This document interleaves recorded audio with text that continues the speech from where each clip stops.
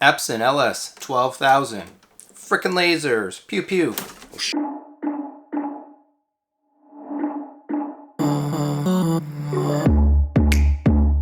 Okay, tech enthusiasts, I got something new in my hands, and this is pretty cool.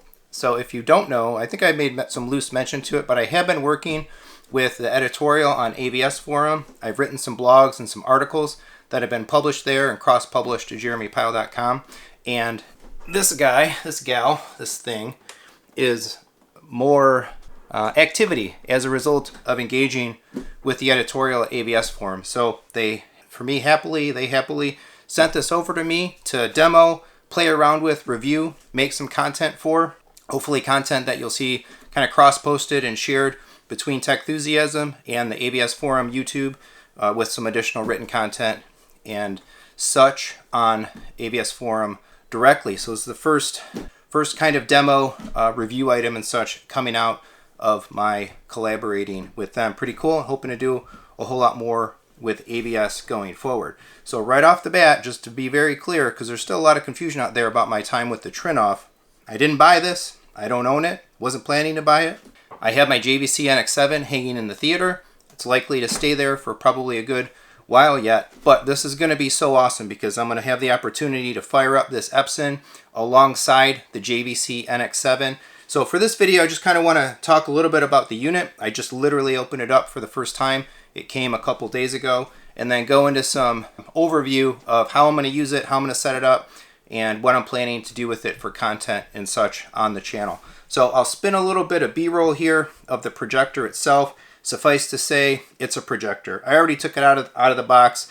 It's not a fresh unboxing experience if I had filmed it because this is a demo unit. It's been around to other people. It's been unpacked and handled by other folks already, so it wasn't like cracking it kind of open new. We have the projector. We have some accessories.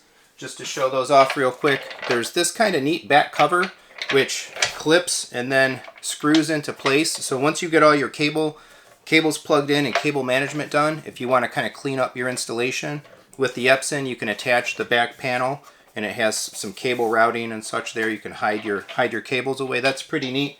My JVC doesn't have anything like that. Quite honestly, accessory wise, that's about it. Power cord, yippee. A little bit of documentation, so be it. And then a remote, feels hefty, lights up. Always nice for a projector remote because that's something you're generally going to use or often use in the dark, in a dark room. And that's it for the accessories. The unit itself looks pretty nice. It's got kind of this dimpled, ripply kind of paint finish. We got a couple of lights for status, laser, and temperature. Normal selection of ports on the back, some USB, some service ports, some trigger ports. 2 HDMIs, interestingly, one of them is labeled as an eARC. I don't believe the JVC supports eARC. That's actually a feature that I could almost look to take advantage of, actually, so that'll be interesting to maybe try out. RS-232, of course, although the Control4 logo protocol is stamped right on the back. And then there's one that I need to look at as well. It says OPT HDMI 300 milliamp. It's a different kind of looking port. I don't know if that's some kind of a direct optical HDMI. I'll check that out and comment on that in the future. And then, of course, a LAN port. We do have a lens cover that looks to be manual. I'm not sure if that's electric or motor driven when you're using the unit, if it closes when you're not using it and opens up, but I can move it with my finger, so I would guess it's probably not motor driven if you can move it kind of freely with your hand. And so yeah, that's the highlights of the projector, right? I've always been a JVC user in my theater. I've never even really seen an Epson projector except for the shootout, the AVS Michigan shootout that we did last fall. It was my first opportunity seeing some Epson imagery. I haven't seen one in my theater space. I haven't experienced a laser projector before, so there's a whole lot to compare and contrast with regards to the JVC NX7 that I've been using for quite a while and I'm used to in my space, and actually having to have or getting to have another projector kind of hooked up alongside it. So my goal is going to be to rig these up so I can basically use them in tandem. I want to be able to have the same signal going to both projectors at the same time and be able to A/B switch between them and play around and all of that sort of thing. The Anthem AVM70 has 2 HDMI outputs for the same zone, so I've got 2 projectors. That should work great. I'll wire one to the JVC, I'll wire one to the Epson, and I shouldn't have to introduce any extra HDMI splitting or whatnot. And I have enough, I think, long HDMI cables and such to do it. This is a HDMI 2.1 projector, and sitting right there, of course, I have my RTX 3090 Ti gaming PC, capable of spinning out quite a number of games at full 4K 120. No VRR on these projectors, unfortunately, but 4K 120, I'll be kind of curious to try that out as well. Hooking up the PC for some gaming, of course, probably driving the majority of the content via the Kaleidescape, some Apple TV, some streaming, and all of that. Very excited to fire this up and really get a feel for it.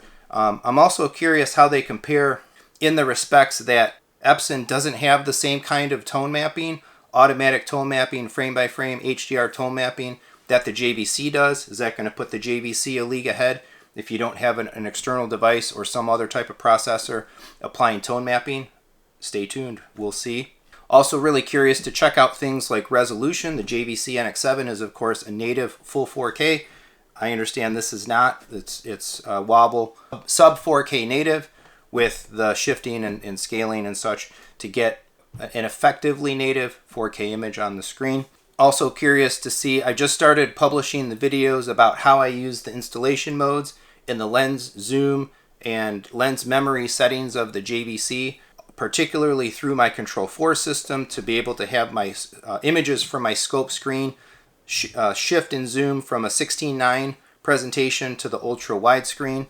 And I'm curious what kind of capabilities the Epson has in that regard. Is it the same? Is it different? Is it better or worse in any way? So I've got a whole litany of things that I'm kind of curious to try out. As soon as I figure out how I'm going to rig this up, I don't want to take the JVC down because it's mine and that's my installation. I'd like to leave the JVC in its kind of permanent place, but I want to get this thing kind of set in a similar throw distance, similar projection position in the back of the room there. So I'm going to have to get some kind of a ladder or platform, pedestal, something to kind of rig it up on in order to again maintain similar throw distance and throw characteristics in that sort of thing. So yeah, my understanding from reading a lot of things about this is like a value buster right here, on the order of $5,000 for laser and all of the capabilities and features and such that it brings to the table. Really curious how that stacks up to the JVC. Love to have an NZ to Epson comparison as well. Maybe someday I'll also get my hands, whether for demo or for ownership. But in any case, let me know what you want to know about this projector, right? What can I answer in content and videos? What do you want to see it try to do? You know, what content can I make that might help you evaluate? Is the Epson LS12000 the projector for you? You know, what can I test? What can I show? What can I demo and discuss to help you live vicariously through me as I play around for the first time with two discrete projectors in my room? And really, I'm really excited to do this again, just to get a sense of like what's the difference between a couple of units. Kind of the fun aspect of having the channel and getting connected and doing some other things like this. Generally speaking, I would only ever very likely have the one projector in my space at any point in time. That would be the one that I would choose to buy and all of that. But being able to actually have a couple of units with some different capabilities and some different price points, you know, side by side, and able to throw images on the screen at the same time is pretty sweet. So I'm going to have to rig up some kind of a cover so I can run them at the same time and block the image of one and switch A/B back and forth. Maybe just pick up some velvet and drape it over the lens of each one. Maybe I'll even try something crazy like try to pixel align them and shoot them at the same time for like an image aligned dual projector stack. Getting crazy. So let me know what you want to see. Post in the comments. Share some feedback, give me some thoughts, ask some questions, and I will try to incorporate that in the future content. Look for more coming, hopefully in the not too distant future, on this guy as I get it set up, I get it configured, I get into the menus and put some images on it and see what it looks like. And hopefully as well, maybe even have some other local folks over, some other AVS folks over, and do a little bit of a shootout, do some more calibration. Please do all the regular YouTube stuff. Like, subscribe, hit the bell for notifications. Ask those questions, leave those comments, and come on back for more home theater. We're stepping up into a whole new dimension of fun, 2 dimensions, 2 projectors at the same time in Pile Home Theater. Thanks so much for watching.